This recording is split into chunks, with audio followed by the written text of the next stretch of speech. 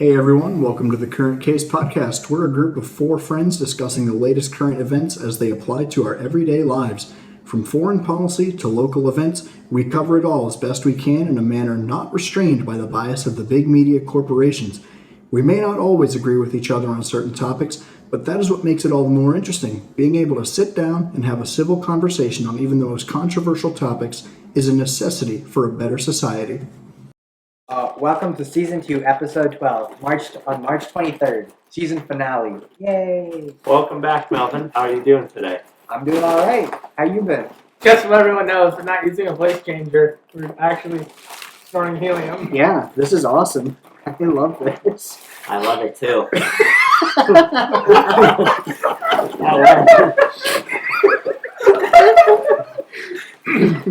Happy season finale, everyone. And also...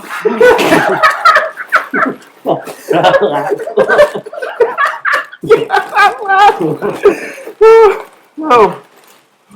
Wallabinga. Tonight's top story. Well, welcome, Melvin. Thank you. Welcome back. How have you been since the last time you joined us? I've been alright. Just been a little busy, but alright. Okay. Well, welcome back again. I know you first appeared back in our Season 1 finale, so I'll say we kind of changed the format since you last been on. Uh-huh. You had a kind of you had a pretty shitty mic, I have to say. I could hear like a giant fan blowing in the background every time you talked back. I bet. It was just my Mac mic that I used. Nothing important. I thought you were using AirPods last time. That's crazy. I think Vishwa was using AirPods. Oh, yeah, I remember Well, well, it's good to have you back once again for your annual season appearance. Thank you. As we stated, this is our season finale. Our plan is with the seasons, we basically are in line with the quarters of the year. So the end of the first quarter is coming up here on the 31st. So we're going to take a week off next week to discuss Season 3, any format changes we want to make and just prepare ourselves. And then we'll resume that first week of April with Season 3. But anyways here, first tonight, let's talk about Trump and his latest indictment. So this happened the last week. He tweeted that our nation is now third world and dying. This is on his big... his own social media platform. Was it Truth Media? That's what he calls it. Truth Social. Truth Social, yeah. Truth Social, I think is his platform. He basically said that radical left anarchists have stolen our country, or our presidential election, and stolen the heart of America. And now there are thugs roaming the streets, burning, killing, and just wrecking everything. He also said that now millions are flooding through our open borders, and our prisons and mental institutions are all filled up and are destroying our way of life, and that he is being arrested. He is going to soon be arrested. It was supposed to be this Tuesday. He was supposed to be arrested, and that we should protest and take the nation back from him. I think there's a lot of bullshit there, but also a couple decent points, oddly enough. So basically, the charges, or the original charges, were supposed to be his involvement with payment to porn star Stormy Daniels right before the 2016 election from Michael Cohen, who at the time was Trump's personal lawyer. And of course, he was arrested, I think, a couple of years ago. And they were supposed to meet about that yesterday, but it got delayed. However, they did meet today. There haven't been any updates since then. Also, though, they were supposed to meet about a couple of other crimes or criminal inquiries, as they put it, as well, that Trump has supposedly been involved in, including stuff regarding January 6th and his involvement in that as well. So Trump is kind of in hot water right now. So, I mean, what's your guys' general thoughts on that tweet I read? Just everything that's happening. Do you think he's actually going to get indicted, or what are we thinking here? I mean, what is indicting him going to do? Well, if they succeeded with charging him with something like a felony, like, he wouldn't be able to run for president again. And that's been their whole MO from the beginning, even when he was still president. Like, they just really, really badly want him to not be able to run again. The thing is, I don't think even if he ran again, I don't think it's going to give him the same turnout as it did when he originally ran. Oh, if he runs against Biden, I think there's a good chance, because Biden has the lowest approval rating in history right now. Yeah, Matt, what are his approval ratings right now, speaking of? President Biden's approval rating sank to its nearly lowest point ever in March as the U.S. economy threatened disaster amid rent collapses and other economic struggles. His current approval rating sits just at 38%, A significant drop from his 45% approval in February, according to a new poll from the Associated Press. Okay, so pretty low, 38%. Donald Trump's approval ratings were basically around there. Most of his presidency, I think they sank the lows during the times of 2020 and COVID, so they're probably about the same at this point. But so you think if Biden runs against Trump, you don't think Biden would be able to re-win? I don't think Biden has a chance. If it's Trump versus Biden, which I don't think it's going to be that anyway, but if it is, Biden has no chance. Absolutely not. If it ends up being Trump versus Biden again, I swear I'm going to vote for some third party and call it a day. At that point, they're not trying. I voted for a third party last time anyway. Like, you got to vote for the problem. You got to vote for what you believe in, dude. Choosing the better of two evils is what caused us to get into this situation anyway, where there's like two bad options, and you just. I got to vote for the lesser of two evils here. No, you don't. You can vote third party. It doesn't matter if they win. What matters is that you voted for them. That's all that matters. Sounds like you have a high sense of voter efficacy. Shut the fuck up. We're doing a podcast. Oh, yeah, you just get told the weather. Zeus. Honestly, though, regardless of whether or not he gets indicted, I really think Trump needs to just shut the fuck up at this point. No, It seems like he's just going more and more off into left field. Like he's trying to rile up the most extreme of his base and take it to the nth degree. But by doing so, anyone who was kind of on the fence about him would maybe thought, maybe They're he just did driving a little him bit, away. a little bit of good in office. It's not even that, dude. He's just doing weird stuff anyway. I don't know if you saw a month or two ago, he tried to put out these new Donald Trump NFTs, and it's like, dude, the entire internet has decided that NFTs are the dumbest thing ever, and now you're going to try and do them? Who's going to buy these? Nobody. Somebody's buying them, that's why you keep it up. Somebody is. Yeah. Even his Truth Media profile picture I'm looking at in the left-hand corner is it's not fucking insane. It's his face merged with the American flag. I'm this is the dumbest thing. Why is he typing in all caps like that? He's shouting. He wants to I gotta say, I do not particularly like President Obama because of his policy and other things. I will say, however, he had much more tact and feels the most presidential out of the last three presidents. Oh, for sure. Agreed. He's he just seems like a professional guy, and he seems like a nice guy, regardless of his policies and all the bad shit he did. Every president does bad stuff, of course, because this is going to venture off into conspiracy theory territory, but I don't think the president has that much control. I think somebody above has more control, kind of forces the president to do shit. But I feel like I could go out and get a beer with Obama. I don't feel like Donald Trump going out drinking with him would suck. I think drinking with Trump would be very interesting. It would be terrible. It'd be entertaining. Yeah. Drinking with Trump would be entertaining. What kind of beer? Actually, he doesn't drink Miller alcohol. Lite. No, not Miller Lite. Michelob Ultra. I know he doesn't drink alcohol though, because his brother, I think it was his brother, was an alcoholic, so he passed. So I don't think he ever Didn't drinks. he hate on someone because they're drinking Michelob Ultra and called it water or something? Probably. He's done a lot of shit. Yeah. Now, playing around to golf with Trump? All right, that sounds pretty fun. But like you said, Nolan, that just doesn't seem terribly appealing. Yeah.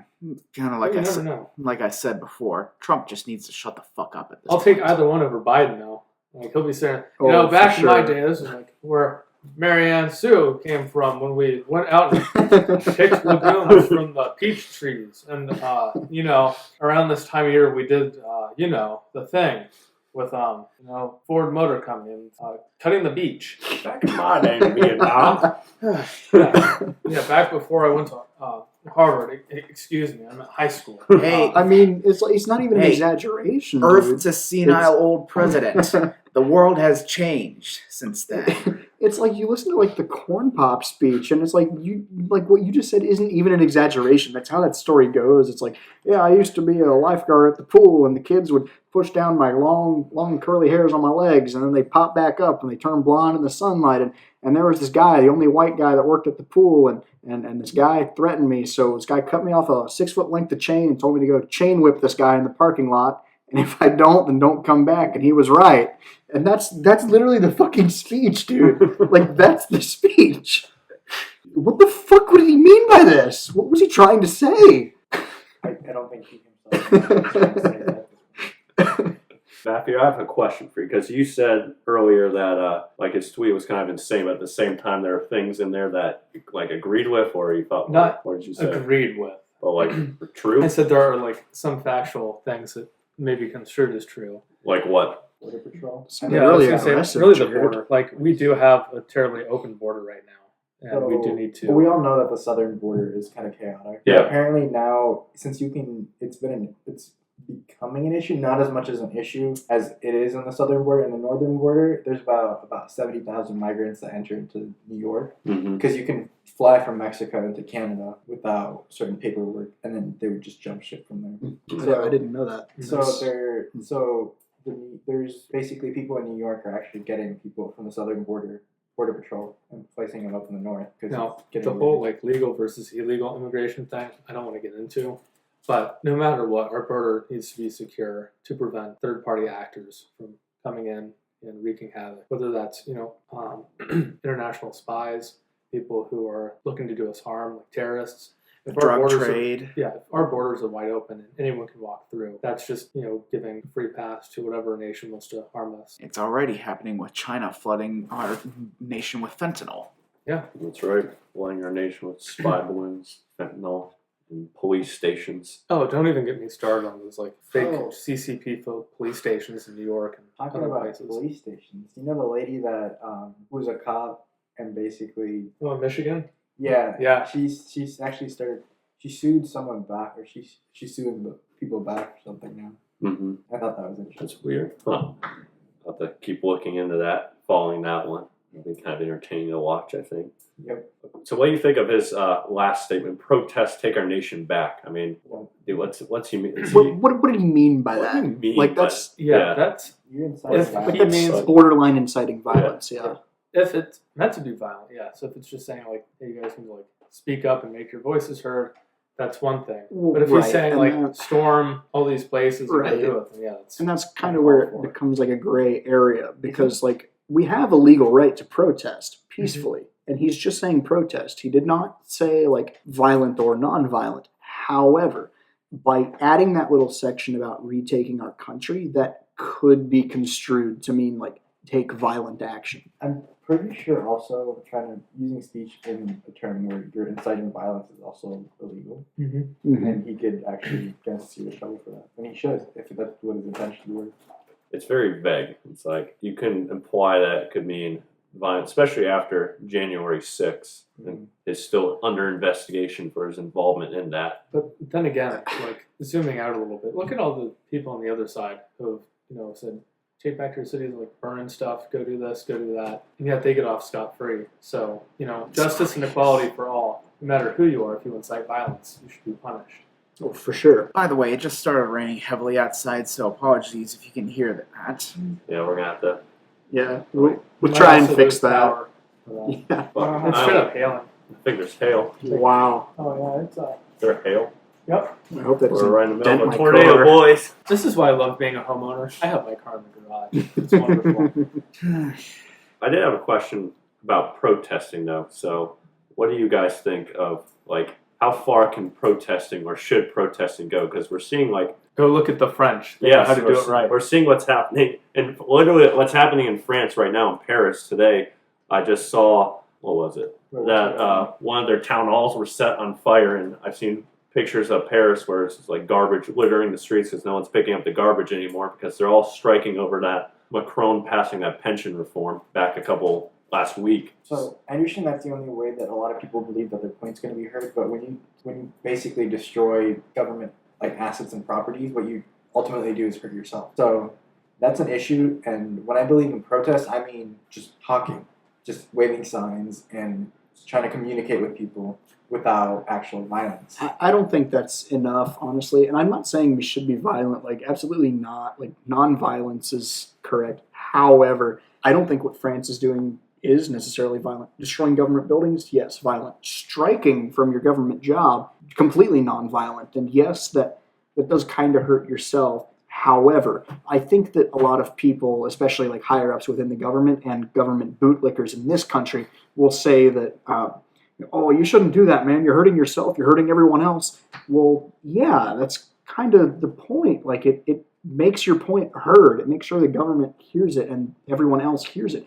if it pisses off everyone else around you, then they'll take it up with the government, ideally, and then you might see change. France isn't afraid to, or their people aren't afraid to do this kind of thing and make sure that their voices are heard. In America, everyone's kind of afraid. They don't want to like inconvenience their fellow man, which is admirable to a certain degree, and they don't want to like lose their job or whatever. But in France, they're just like, no, we're not working under these conditions. We're not putting up with it. And I have a lot of respect for them because of that. So that brings my second question. At what point is it considered okay?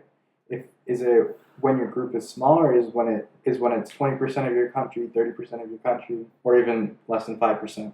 I don't think it matters, honestly. So you're saying a group of high schoolers should go to any building and just basically set it on fire? Well, no. I mean, I said earlier, like, I don't think violence, like destroying government depends on property the is the cause. answer.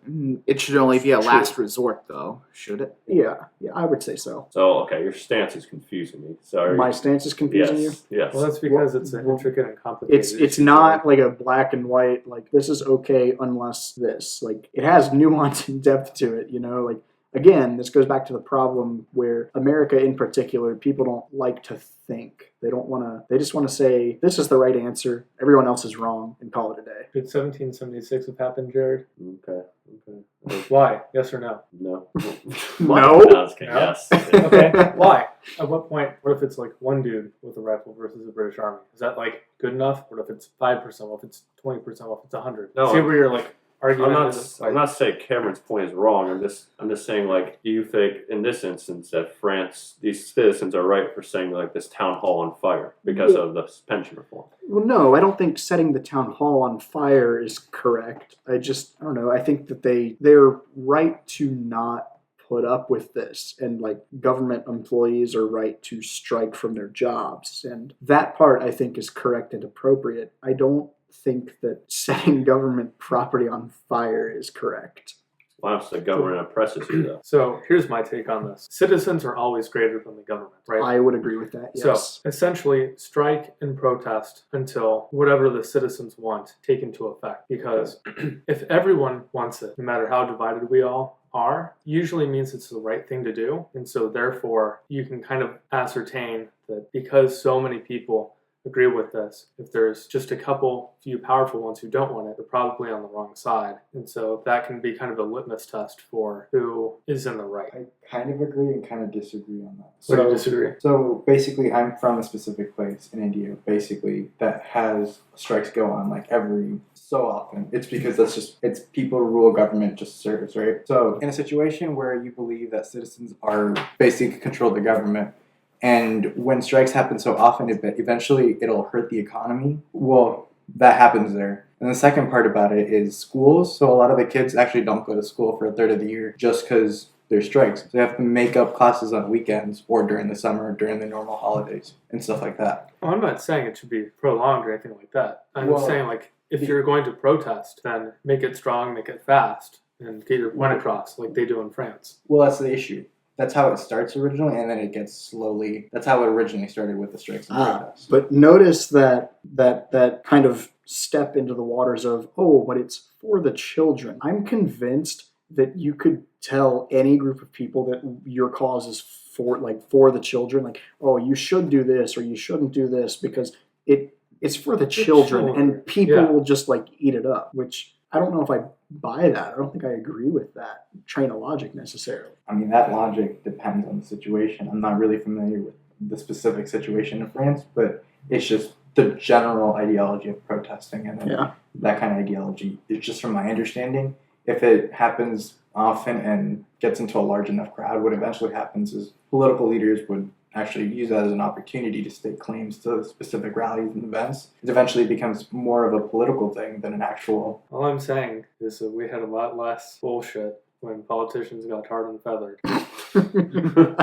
Not that I condone that, but Jared. I mean, like the government really should be afraid of the people and not the other way around, honestly. It's my view on the whole thing. Like, not saying violence is okay, but... Ideally, that shouldn't have to happen nowadays, though, because we have systems in place. We can go vote. We can call our representative. You can make your voice known. It's the fact that most people don't. You really want to go do it because essentially you're fighting a very small vocal minority of people are like going and doing it, and everyone else is just like, no, but too lazy to do anything about it. So if you want to change it, like, go change it. The other thing that I have to input about that's very honorable and very mentionable, but would you quit your job to pursue a political career? Canadian truckers did it.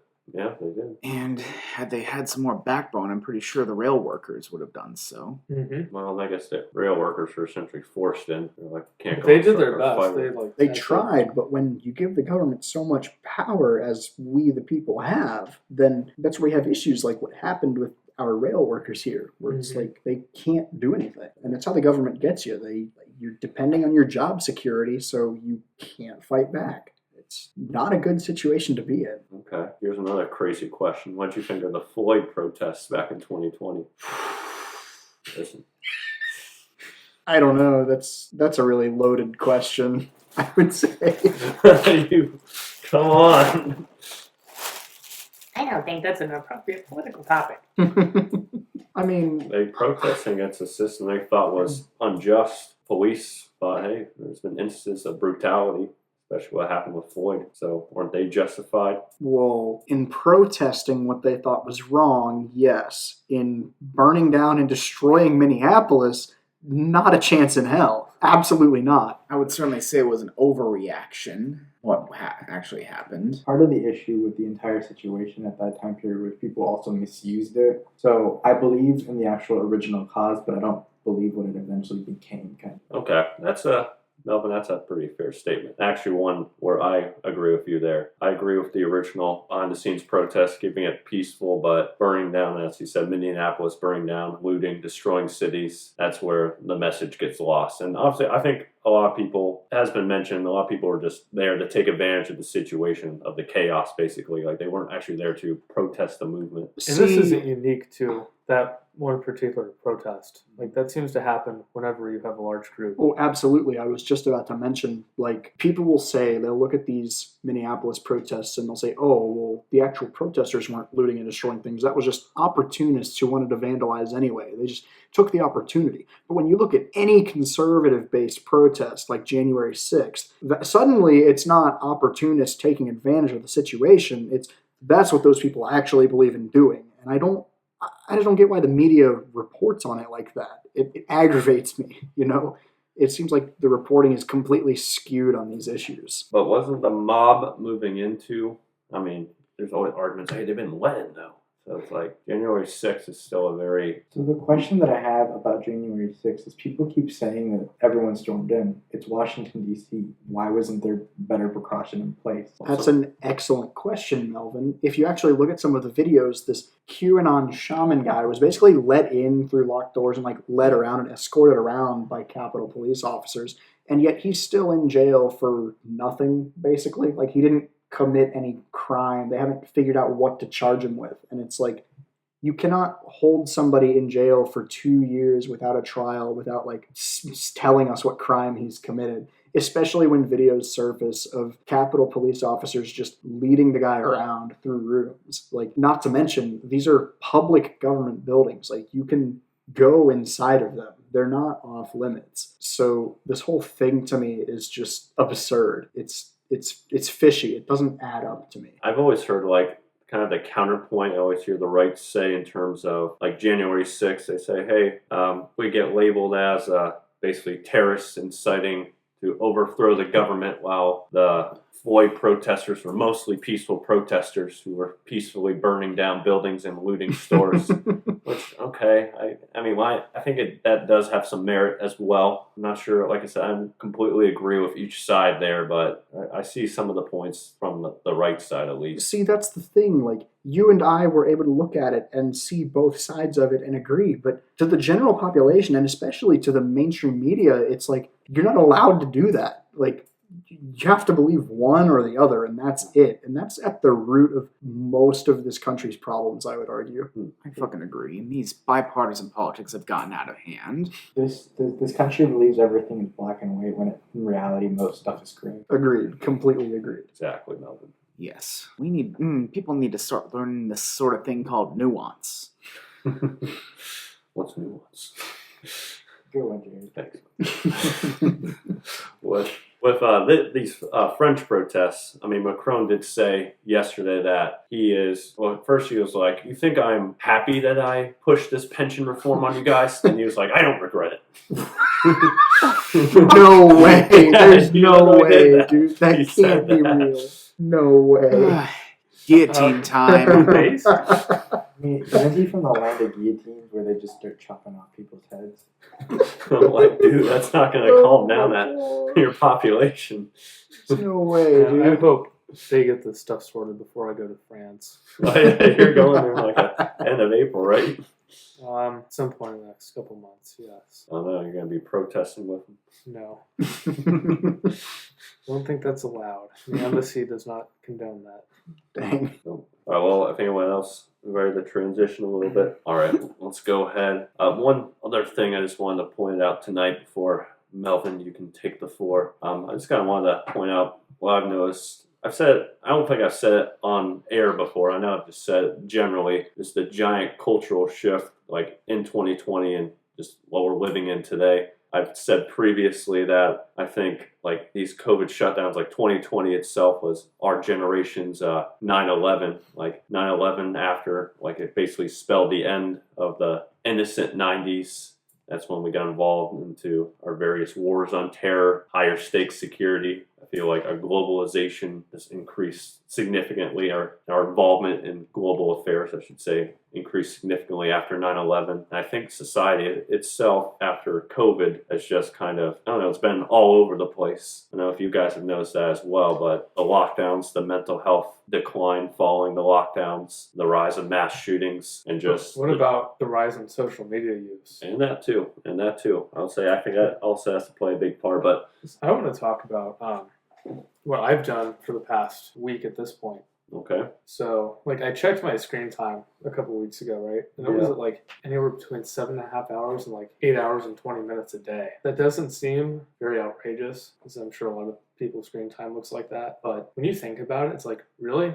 You go to work for, like, 8 hours a day, and then you're on your phone for another, like, 8 hours? Well, it's staring at a screen? It's a good point you bring up, but I think it also depends on like what you're doing on it. Like, are you just like mindlessly doom scrolling through it, or are you like talking to people? Because that's a big difference, right? Like, socializing even online still has merit as legitimate socialization, right? But if you're just scrolling and watching TikToks and Instagram Reels and stuff, Yeah, that's different. Like, but if you're on there for what I'm saying. hours, I had, like messaging and I talking had to like people, 5 hours on just short form content. yeah. And I noticed that my attention span was just getting fucked. Mm-hmm. Like, trying to pay attention in class, I could go like 20 seconds before I'm like, all right, I'm bored. Like, I can't do this. These are my, just like in general, you know, not allowed to use your phone during certain periods. And so you might have an hour and a half to 2 hours where you're just sitting there and people are struggling with it. Like, you can see them like sneaking their phone every like 3 minutes for like 2 hours. It's like, really? You can't just sit still and not use your phone for 2 hours? So, Jared, I know you basically deleted all of your social media. Yes, I did. And so what I've done is I've just hidden mine, where like if I want to use it, I really have to find it. And my screen time has gone down to like 2 hours and 20 minutes a day. And I've noticed that over the past week, I can now sit and like focus on something for 2 to 3 hours at a time. I can sit down and like converse with people at lunch, and I can sit there for the full hour and just have natural dopamine, not have to be like, oh, I'm bored, like let me get on my phone while talking to someone and do something else. And the younger generation is so fucked. It's not even funny. Like, if they're constantly just spending all this time on TikTok and YouTube Shorts and everything else, but they're experiencing this when they're, you know, young, they're just decimating their attention span in their brain. They are. Have you seen that, like in class, Jared? Yeah. Can't go 30 seconds without some type of stimulation, something like that. It's like, oh, need next thing. It's like you look at videos, right? How it's, you can be watching a TV show, and then they're also putting like a game clip on it. It's like, really? You can't focus on one high dopamine activity? You now have to have like 2? No. I've seen like 4 of them now. I'm like, who needs 4 individual videos to pay attention to one? Like, oh my God. It's like, can you really not just sit there and watch something for 30 seconds? I know. The short format is just wrecking our attention spans for sure. Like, I remember back when I was a kid, you had old people, they'd like to go bird watching. Right. And like, that was enjoyable, where you'd sit there for like 4 or 5 hours and just look at the trees trying to find a bird. Could you imagine I know, but could you imagine anyone under like 18 trying to do that? That's why it was always old people. Not always, but still, like their attention span is just gone. I mean, I believe that because it's kind of hard for me to get my cousin to do something nowadays without her doing something else in between. Like even just watching shit, like paying attention to movies and TV shows for a long time. It's like, oh, go on my phone. Yeah, it's Go on like, my phone. especially this younger generation, it's like they're gonna watch like TV. It's gonna be like Family Guy, where it's like just a rush of Yeah. like low effort joke after joke after joke, and Yeah, it's and they'll like do that while being on their phone, it's while watching something absurd, else, and while having it's music like playing. watch a movie or something, or even like just watch something else. Touch grass, just like So, go outside. And this isn't really like a major topic I want to delve into today, but just like this whole thing with like Family Guy and other like crude adult sitcoms has kind of ruined Western adult animation. I'm an animation fan myself, and there's really a shortage of adult animation that isn't some like crude, raunchy sitcom. It's like the attitude in this country towards it is just, oh, that's a cartoon, that's for kids, or it has to be a really vulgar sitcom. It's like, it doesn't have to be that way. Like, Right. you watch Castlevania on Netflix, it's like serious, it's good. I liked it. We need more stuff like that, I would argue. But still, how is anyone going to pay attention to anything if you can't keep your focus for 30 seconds? Yeah, I think in Sure, I read something else that, in classrooms, teachers try and do activities that they've done for 20 years. And even the most creative and things that, you give previous kids as like a special treat or whatever, they're just like, they're Yeah. just bored. Yeah, And they can't do it. It's true. You have to be highly creative. You have to be constantly moving around and stuff. It's like, just can't do it anymore. I mean, you do have to adapt to the times, but at the same time, I'm not sure this is the best adaptation we should be making. Well, one argument we could make maybe on this is that the method of, let's say, fidgeting has sort of changed, but the act itself hasn't. Like, I know I'm guilty of this, even sitting in my college classes before, or even high school classes. Like, I'd be doodling stuff like superhero symbols in the The margin S.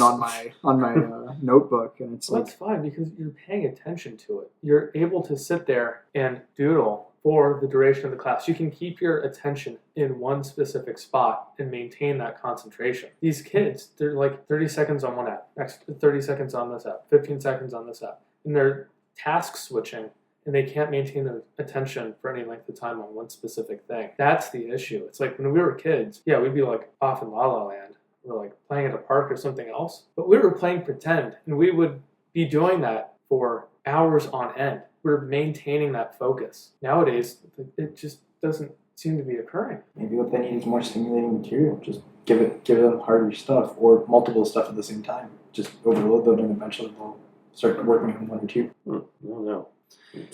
maybe, but I think the point that Matthew and I are trying to make is that they shouldn't need that much. Like, Yeah. we didn't.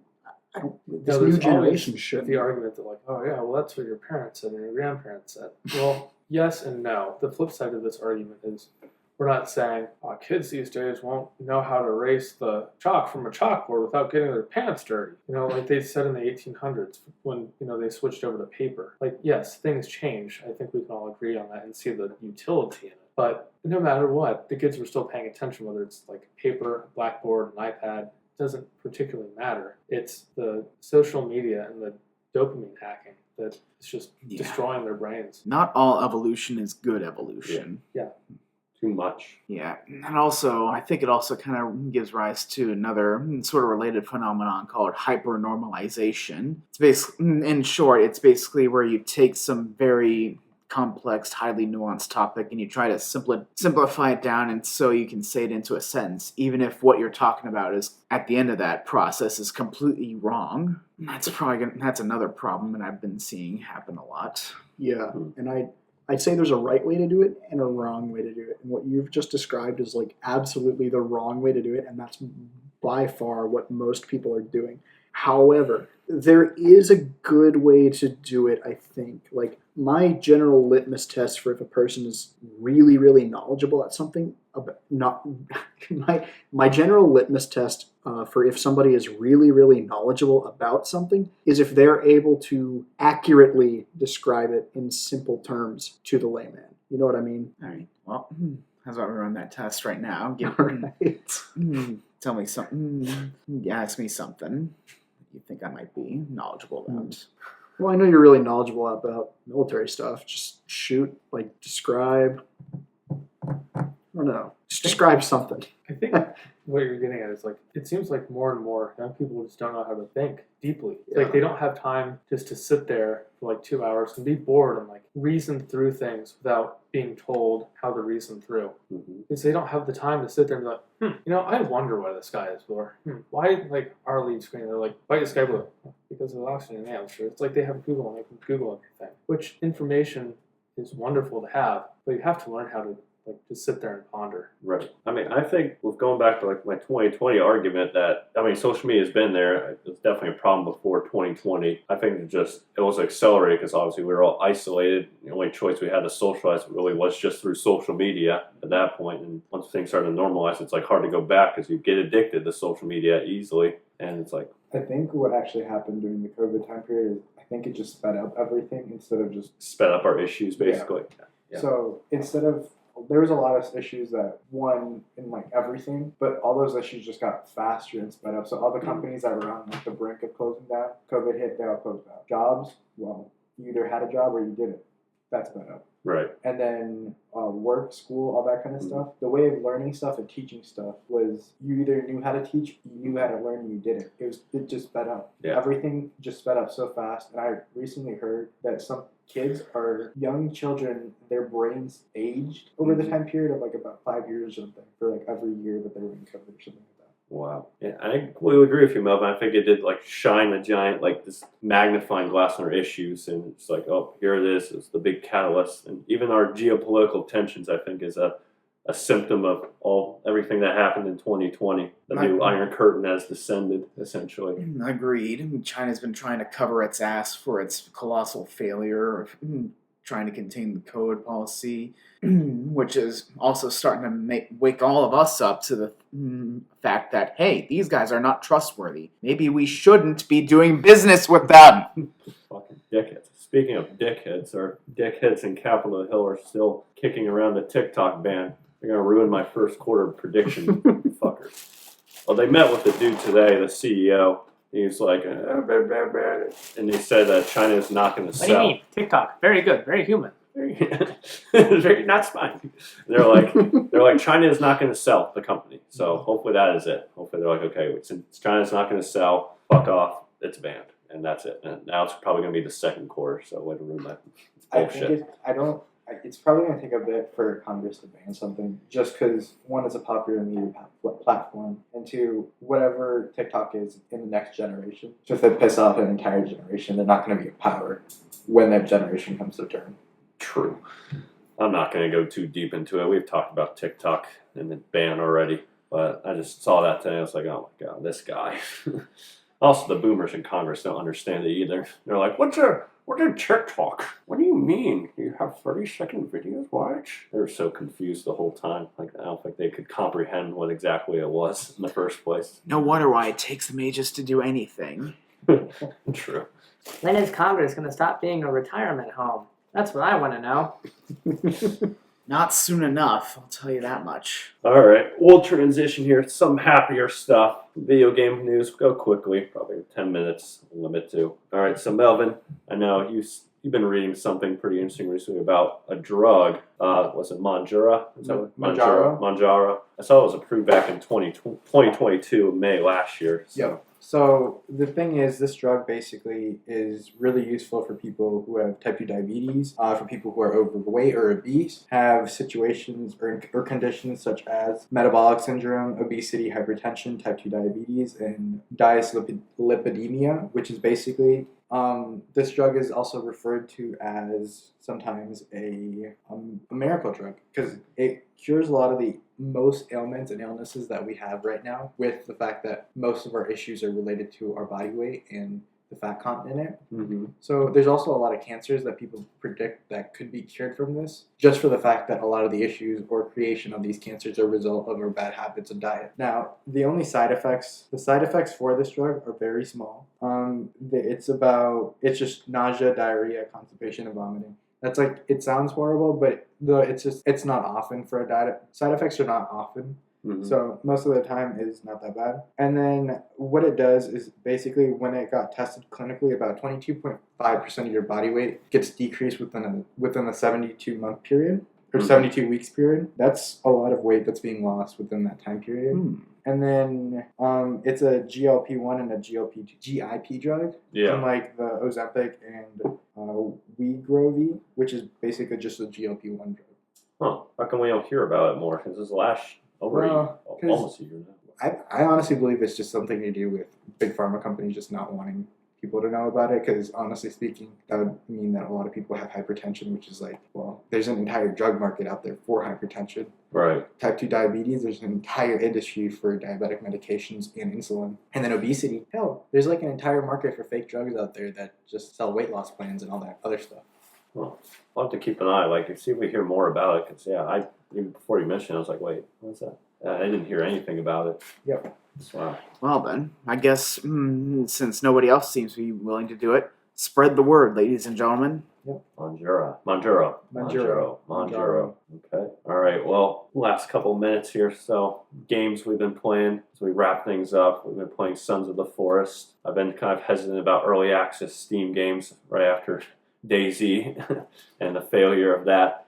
But we've been having fun. Ash and we've been trying to get Cameron to get it, but he refuses for some Dude, reason. it's because I have no money, dude. I'm getting paid on Friday on the 31st. I'll get it then. 3 weeks later.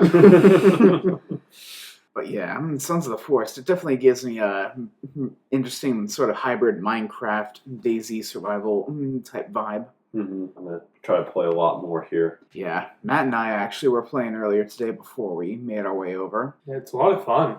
I think you hit it right on the nose, Ash. It's like Minecraft and DayZ, but the interesting part to this game is the fact that it's not like one specific enemy.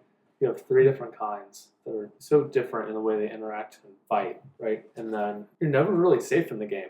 And so yeah, you can try and build a base and like fortify it and everything else. Yeah. But as the days progress, just more and more of the herd come after you. And it gets to a point where it's impossible really to defend your base. So it really puts a time limit on Getting the objectives done and finding the HVIs. Right. All right, Matt, you had a game, right? Didn't you? Or you were reading about, or I thought you mentioned like a Lego game or something? I just happened to see it in Google News. Oh, okay. I'll have to mention it then. Yeah. I think it's called Lego 2K Drive. Apparently it's supposed to be a mix of Mario Kart and Burnout. So you guys remember the old Burnout games? Yeah, I do. Those were fun. Just, launching the cars. I played so much Burnout as a kid. Those were the shit. Yeah, they really don't make games like that anymore. So for them to kind of bring back something resembling Burnout, it might do really well. Yep. A couple other, I guess, early access games that I've actually been playing right now. Not multiplayer, but pretty promising games, I would think, overall. The 2 main ones that I've been playing recently are Gunner Heat PC, which is kind of a light tank sim. Okay. Set in the late Cold War in the Fulda Gap.